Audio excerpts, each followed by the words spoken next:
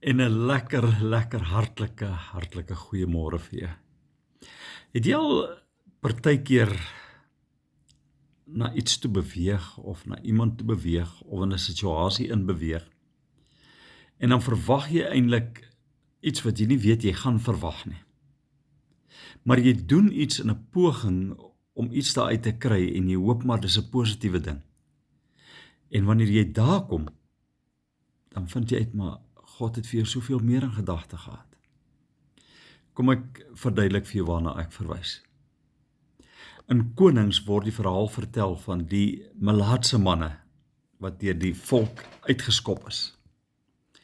En wat buitekant eintlik by die ashope probeer het om te lewe.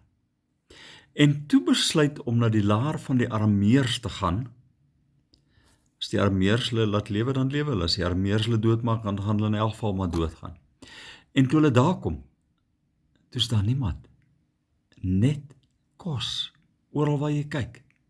En genoeg kos, dat hulle selfs vir die hele Israel kon gaan kos gee.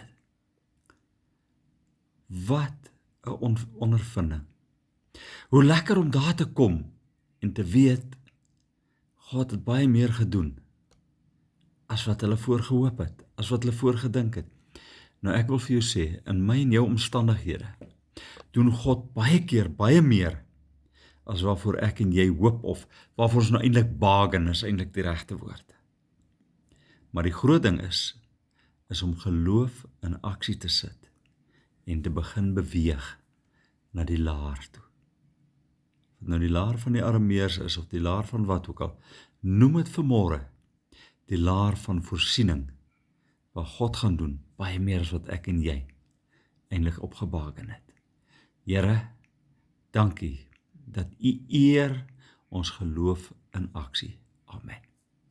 Jy moet 'n baie lekker dag hê. Bye bye.